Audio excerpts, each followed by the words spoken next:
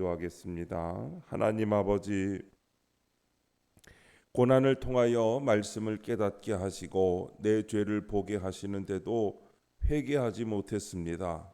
회개하고 주님께로 나아오는 것이 하늘의 평화를 누리는 길이요 주님을 기쁘게 하는 길인 것을 알게 하소서. 편안하게 죄 가운데 사는 것보다 광야에 있어도 하나님과 함께 하는 것이 복되다고 고백하게 하옵소서. 오늘도 말씀하소서. 듣겠습니다. 예수님의 이름으로 기도합니다. 아멘. 성경 말씀 예레미야 8장 18절부터 9장 2절입니다. 예레미야 8장 18절부터 9장 2절까지 말씀입니다. 찾으신 말씀을 우리 다 함께 한 목소리로 읽겠습니다. 슬프다 나의 근심이여, 어떻게 위로를 받을 수 있을까? 내 마음이 병들었도다. 딸 내 백성의 심히 먼 땅에서 부르짖는 소리로다. 여호와께서 시온에 계시지 아니한가? 그의 왕이 그 가운데 계시지 아니한가? 그들이 어찌하여 그 조각한 신상과 이방의 헛된 것들로 나를 경노하게 하였는고 하시니, 추수할 때가 지나고 여름이 다하였으나 우리는 구원을 얻지 못한다 하는도다. 딸 내 백성이 상하였으므로 나도 상하여 슬퍼하며 놀라움에 잡혔도다. 길르앗에는 유향이 있지 아니한가? 그곳에는 의사가 있지 아니한가?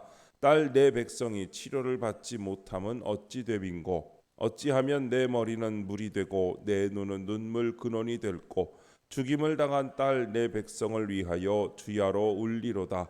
내가 광야에서 나그네가 머무를 곳을 얻는다면 내 백성을 떠나가리니 그들은 다 간음하는 자요 반역하는 자의 무리가 됨이로다. 아멘. 예레미야의 눈물이라는 제목으로 말씀의 은혜를 함께 나누겠습니다. 예레미야는 심히 먼 땅에서 부르짖는 유다 백성을 생각하고 근심합니다. 상하였으나 치료받을 길 없는 백성을 생각하면서 자신도 마음이 아파 슬퍼합니다.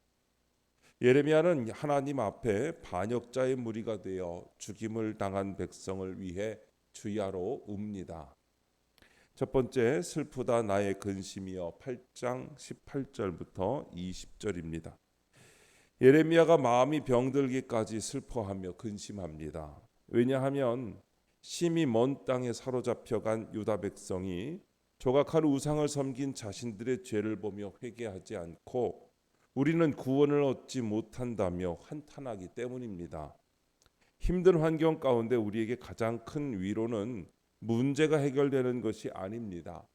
하나님 앞에서 내 죄를 보고 회개하는 것입니다. 하나님을 왕으로 모시지 않고 수많은 우상과 세상의 헛된 것들을 섬기는 내 죄를 보는 것이 복입니다. 적용 질문입니다.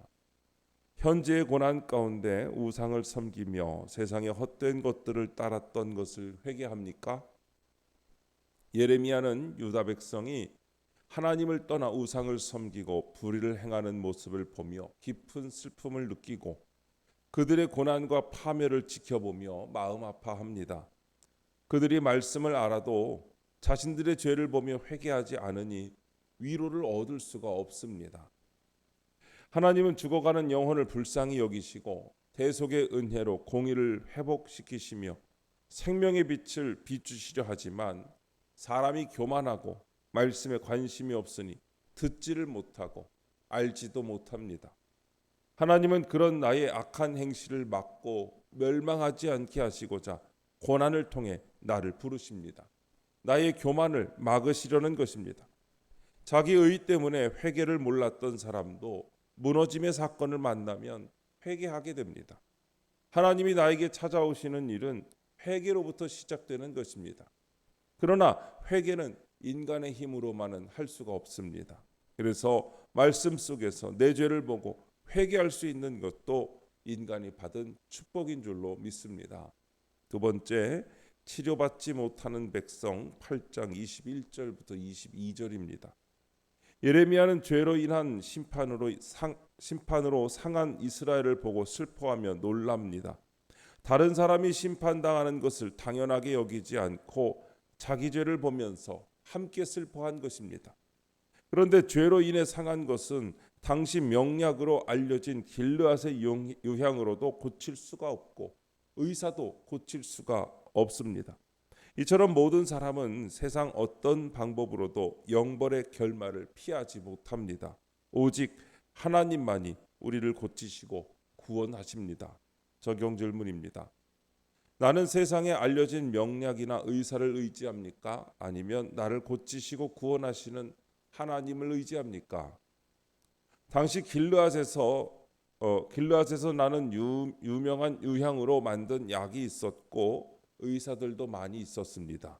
상처가 나고 병이 들면 의사들이 유향을 이용하여 병을 치료했습니다.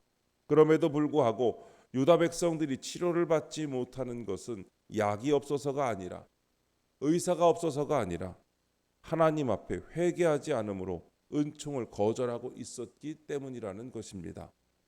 문명이 발달하고 먹을 것이 풍부하며 어느 때보다도 살기 좋은 오늘날 사람들은 왜 공허한 영혼을 안고 살아가는 것일까요? 약이 없어서가 아니요, 의사가 없어서가 아니며 문명이 뒤져서가 아닙니다. 주님께로 나아오는 사람, 인생의 짐을 십자가 앞에 내려놓고 믿음으로 사는 사람만이 주님의 위로와 싸매임을 받을 것이며 하늘의 평화를 누릴 수가 있는 것입니다. 예레미야 선지자는 매를 맞고도 회개하지 못하고 오히려 하나님을 원망하는 백성을 바라보며 애가를 부르고 있습니다.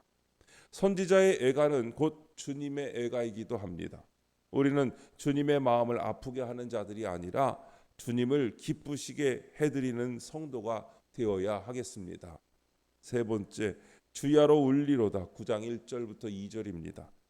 예레미야는 어떻게 하면 자기 머리가 물이 되고 눈이 눈물의 샘이 되어 이스라엘 백성을 위해 주야로 울 수 있을지 고민합니다.